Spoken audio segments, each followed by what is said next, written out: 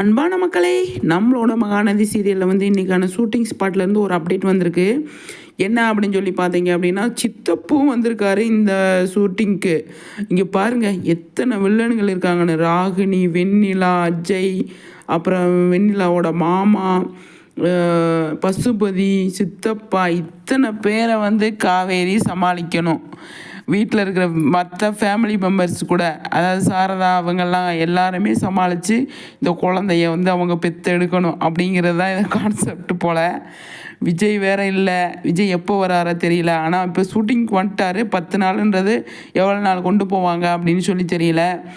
ஆனால் நிஜமாகவே செம்மங்க காவேரி இதெல்லாம் எப்படி. ஆனால் எனக்கு இந்த ப்ரொமோவில் காவேரியை பார்க்கும்போது ஹாப்பியாக இருந்தாங்க. அவங்க அவ்வளோ ஜாலியாக இருந்தாங்க. எது வந்தாலும் பார்த்துக்கலாம் விடு, என்ன வேணால் நான் பார்க்குறதுக்கு ரெடி அப்படிங்கிற மாதிரி தான் அவங்க இருந்தாங்க.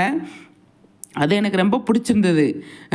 அந்த அளவுக்கு சூப்பராக வந்து அவ்வளோ தைரியமாக இருக்காங்க அப்படின்னு தான் சொல்லணும் நம்மளோட காவேரி.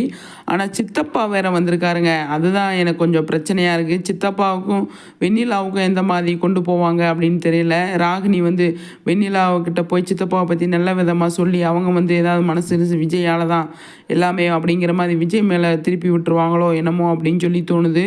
பார்க்கலாம் என்ன நடக்குது அப்படின்னு சொல்லிட்டு. ஆனால் மகாநதியில் இத்தனை வில்லன்கள் வருவாங்க, இத்தனை வில்லன்கள் இருப்பாங்கன்னு நான் எதிர்பார்க்கவே இல்லைங்க. பார்ப்போம் என்ன நடக்குது அப்படின்னு. சரிங்களா?